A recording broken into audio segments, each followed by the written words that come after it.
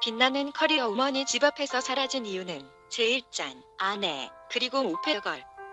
우연히 발렌타인데이였던 목요일 오후 3시, 스티븐 그랜트는 아내의 직장에서 온 전화를 받았다. 타라는 오늘도 결근이었다. 결혼하고 6년 동안 그녀가 무단으로 결근한 적은 한 번도 없었는데 벌써 3일째가 푸에르토리코 섬 어디에 회사 간부 놈이랑 숨어버리기라도 한 것일까? 아무리 나한테 화가 났다지만, 아니 착실한 오페어걸이 있다지만 두 아이의 엄마로서 이래도 돼? 안 되지. 하지만 그녀는 벌써 5일째 문자도 전화도 안 되니 억울해도 내가 할 바는 해야겠지. 이제 진정한 스티브는 집에 얌전히 있을 오페어걸한테 전화했고 아이들은 점심 먹고 놀다가 사이좋게 잠들었다는 대답을 들었다. 스티브는 장난삼아 오늘이 무슨 날인지 물었더니 오페어걸은 모른다고 했다. 스티브는 그럼 오늘이 무슨 날인지 검색해보라고, 아마 달콤한 것과 관련이 있을 거라고 힌트를 주고는 전화를 끊었다. 그는 오후 5시에 아버지께 퇴근 인사를 하고는 차를 탔다. 집에 가는 도중 타라의 실종 신고를 하러 보안관 사무실에 들렀다. 아직 눈이 녹지 않아 모든 길들이 미끄러웠고 추웠다.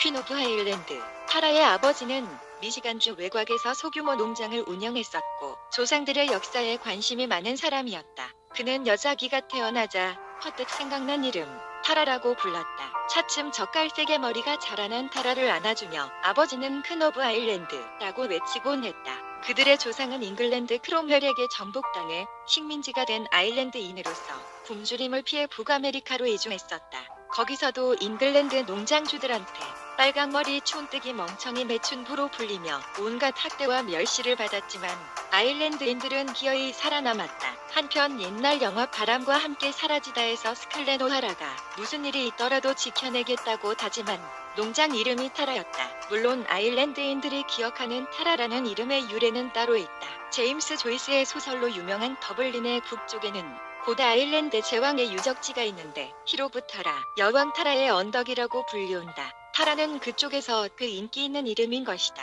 어원은 상스크리트어이며 영혼의 빛, 다이아몬드, 별이란 의미를 지닌다. 이듬해 둘째 딸이 태어나자 아버지는 알리샤라고 이름 지었다. 타라와 알리샤는 성장하여 공립학교에 다녔고 아버지의 농장 일도 돕게 되었다. 자매는 말량 닭토끼의 먹이를 주었고 수젖을 짰다. 함께 개울에 들어가 물장난을 짰고 가끔씩 다락방에 올라가서 은밀한 얘기를 나누곤 했다. 타라가 성적표 올해 A+를 받아오자 아버지는 하늘을 향해 키스를 날리며 또다시 외쳤다. 퀸 오브 아일랜드. 하지만 1년 전 푸에르토리코행 여객기 속에서 타라는 후회의 눈물을 흘리고 있었다. 저 따위 평범한 재능에 여직 택줄도 끊기지 않은 의존적 가식적 리플리 증후군적 반사회적 대화 불능 관계 불능에 오로지 제 핏줄주의의 남자를 왜 결혼 전에는 그토록 괜찮게 보았는지 그 모든 단점들에 눈 감아버릴 만큼 육체의 끌림이 강했던 것일까? 알 수 없는 노릇이었다. 그녀는 눈물이 멈추지 않았다. 견딜 수 없어 이혼하자고 했으나 스티브는 폭력으로 대응했기 때문이었다. 아니, 눈물이 흐르는 것은 왠지 모르게 자신은 이혼하지 못할 거라는 예감이 들었기 때문이었다. 그것이 미국 동부의 보수적 습관이든 아일랜드인들의 가족주의 기질이든 좌우간 그런 예감이 들었다. 아니, 그날 그녀가 진정 슬펐던 것은 단지 옛날 어릴 적 그녀의 성적표를 보며 퀸 오브 아일랜드 하고 외치던 아빠의 행복한 얼굴이 타라 하고 영국식 발음으로 불러주던 아빠의 음성이 오랜만에 기억났기 때문이었다. 2007년 2월 14일 미시간주 매컴 카운티 보안관 마크 해켈은 스티븐 그랜트라는 30대 남자가 아내의 실종 신고를 마치고 로비로 나가는 모습을 무심한 눈길로 쳐다보았다. 그러나 왠지 그의 기이한 눈부릅뜨기 버릇이 자꾸 되새겨졌다. 아까 지켜보니 스티븐 그랜트는 5일 전인 2월 9일 밤 아내와 다퉜다. 그녀가 무슨 전화를 받으며 도로 건너편에서 만나자고 말했다. 집 밖에 나타난 검정색 세단을 타고 사라져버렸다. 아내는 가출한 게 처음이 아니다. 그녀가 나를 때리려고 한 적도 있다. 등등 장황하게 얘기를 늘어놓고 있었다. 말이 지나치게 많다면 사실일 확률이 높을까 낮을까? 스티븐 그랜트는 자신의 진실된 말을 직원이 철석같이 믿어주지 않음을 이해할 수 없다는 듯이 이상한 식으로 두 눈을 부릅뜨곤 했다. 사실 그런 나쁜 표정을 짓는 남자는 매컴 카운티의 멀쩡한 주민들 중에는 거의 없을 터였다. 뭐 평소 습관이겠지만 남들한테 자신이 뭔가 부족한 녀석이라고 평가받을 수 있다는 걸 스스로 인식하지 못한다는 건 언제든 문제가 될 수도 있다. 2시간 후 직원이 드러나 실종 신고된 타라 그랜트의 휴대폰 노트북 신용카드 사용 내역이 2월 9일부터 제로라고 보고했다. 보안관은 타라 그랜트의 신한종 회사를 훑어보았다. 34세, 두 아이의 엄마, 교회의 고급 저택 소유, 미시간 주립대학교 경영학 전공, 엔지니어링 및 건설 회사인 보이시의 워싱턴 그룹 인터내셔널에서 컨설턴트이며 운영관리자, 재원이며 성공한 커리어우먼이라 집에 패밀리로 들인 19세 독일인 오페어걸이 한 명이 있다. 오페어라니?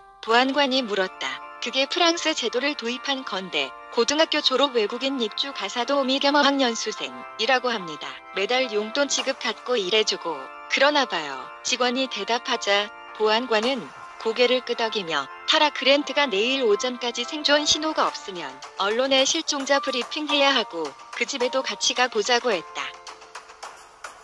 그 후 일주일이 지났지만 타라 그랜트의 생존 신호는 없었고 어떠한 단서나 흔적도 나타나지 않았다. 남편인 스티븐 그랜트는 타라가 실종 직전 무슨 전화를 받고 사라졌다고 했지만 그런 통화 내역은 없었다.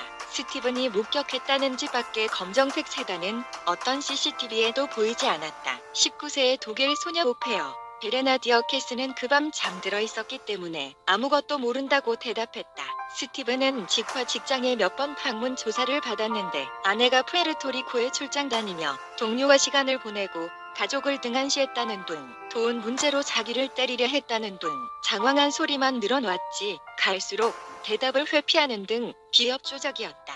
그는 경찰의 거짓말 탐지기 조사를 거부하고 변호사를 고용했다. 대신 그는 날마다 집 앞에 몰려오는 카메라와 마이크를 향해 자신은 집에서는 엄마 노릇, 운동장에서는 축구 아빠 노릇을 수행했다며 눈물을 흘리곤 했고 카메라에 대고 아내 타라에게 두 아이를 위해서라도 어서 돌아오라고 누구든 그녀를 목격하면 전화해달라고 울먹이며 호소하다가 벼랑간 카메라 렌즈에 대고 두 눈을 부릅뜨면서 타라가 경력과 마일리지에만 관심을 둔다고 비난하였으며 경찰 수사가 부당하다고 날마다 떠벌였다.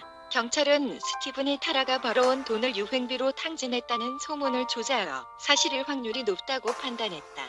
보안관 마크 헤켈은 오페어걸 베레나 디어케스와 그녀의 친구들을 부드럽게 조사해보라고 직원들에게 지시했는데 소득이 있었다. 베레나는 스티븐과 좋아하는 사이로 키스를 했으며 고급 목걸이도 선물 받았다고 친구들에게 자랑했다는 것이다. 또한 어느 날 스티븐이 베레나의 팬티를 벗기고 구강성교를 시도했는데 그녀가 허락했다고 은밀히 속삭였다는 것이다. 하지만 그걸로는 가택 수색영장을 받아내지 못한다. 보안관은 스티븐이 날마다 언론에 떠버리는 모든 말들 또한 분석하라고 지시했다. 이내 직원들은 스티븐이 이곳으로 이사한 이유를 여러 번 언급했는데 유난히 인근의 스토니 크릭, 메트로 파크 얘기를 자주 한다는 사실을 포착하였다. 하지만 그 공원은 4,500에이컨의 광대한 삼림 지역이었으니 실종 2주째인 2월 23일 금요일 오전 보안관은 일요일인 25일 아침 8시부터 타라 그랜트의 흔적을 찾기 위해 모든 인력을 동원해 스토니 크릭 메트로 파크를 수색하겠다고 언론에 브리핑하였다. 물론 내부적으로는 날마다 감시 카메라에 찍히는 스티븐의 태도 변화를 체크하라고 지시했다. 제사장, 종말이 다가오다. 타라의 흔적을 찾기 위해 대규모 인원으로 스토니 크릭 메트로 파크를 수색한 지 3일째인 2월 28일 경찰은 눈밝은 등산객 쉘나 워너의 도움을 받아 라텍스 장갑 몇 개, 검정색 비닐봉지, 금속 부스러기, 그리고 피가 들어있는 지프로 가방을 발견했다. 금속 부스러기가 스티븐 그랜트가 일하는 그의 아버지의 공구 제작소에서 나오는 부스러기와 일치한다는 걸 밝혀냈다. 3월 2일 오후 2시 경찰은 그날 영장이 나오는 대로 스티븐 그랜트의 가택 수색을 시작할 거라고 언론에 발표했다. 그 직전 집안에 있었던 스티븐은 어느 방송인에게 전화를 걸어 차고에서 인터뷰를 하자고 요청했다. 그 방송인이 카메라와 함께 스티븐의 집에 도착했으나 그는 집안에 없었다. 경찰도 그제서야 스티븐이 도주했음을 알아차렸다. 경찰은 오하이오에 있는 타라의 여동생 알리샤에게 전화했으며 그녀는 즉시 매콤 카운티로 가겠다고 했다. 알리샤와 언니 타라의 마지막 통화는 바로 타라가 실종된 날인 2월 9일 뉴워크 공항에서였다. 타라는 집으로 갈 여객기를 기다리면서 여동생에게 전화했던 것이다. 한편 스티븐의 전 여자친구는 한 달 전 그에게서 받은 이메일을 공개했다. 메일의 내용은 이렇다.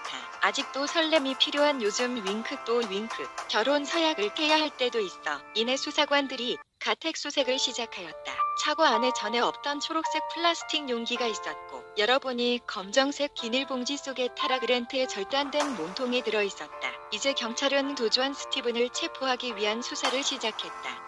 스티븐이 친구의 노란색 다치다 코다 트럭을 빌렸다는 것을 알아냈고 휴대전화 위치를 추적하여 그가 북쪽으로 향하고 있다는 판단을 내렸다. 그때 두 통의 전화가 왔는데 스티븐의 누이한테서 그가 지금 있다는 주립공원 숲속 오두막의 이름을 들었고 오페어 베레나 디어케스가 알려온 사항은 방금 전 스티븐이 전화하여 자신이 그날 밤 아내를 죽였다고 말했다는 것이었다. 또한 스티븐은 두 사람에게 자기는 자살할 거라고 떠버렸다고 한다. 한편 베레나는 형사의 연일은 추궁해 타라가 오기 전날인 2월 8일 밤에 스티븐과 섹스를 하였고 하지만 자신은 아무것도 모른다고 하였다. 경찰이 200마일 떨어진 주립공원의 숲속 오두막 근처에서 노란색 트럭을 찾아낸 것은 모든 게 꽁꽁 얼어붙은 새벽녘이었다. 눈 위에 발자국을 추적하여 쓰러진 고목에 기대 앉은 채 외투도 없이 탈진한 스티븐 그랜트를 체포하였다. 경찰은 헬기를 불러 그 자살할 용기도 없는 토막살인범의 저체온증을 치료해주려고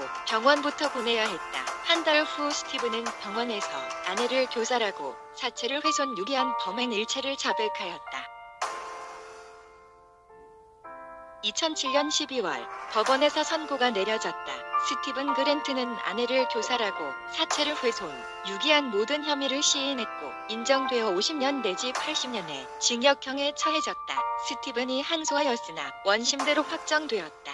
타라의 여동생 알리샤가 타라의 재산 관리 대리인으로 승인되었다. 알리샤는 스티븐과 양육권 싸움을 벌인 끝에 승리, 법원으로부터 타라의 두 자녀의 엄마로 공인되었다. 6개월 후 스티븐 그랜트의 아버지가 자신의 소규모 공부 제작소에서 권총으로 머리를 쏴 자살하였다. 아일랜드 여왕 타라의 언덕에는 오늘도 바람이 세차게 분다. 언덕 위에 홀로 우뚝 서서 그 바람을 2000년 동안 견뎌낸 바위가 있다. 사람들은 그것을 리아파일, 운명의 돌이라고 부른다. 타라, 영혼의 빛, 다이아몬드, 별이란 의미의 산스크리트어. 사람은 어느 별처럼 문득 사라져서 잊혀져 간다.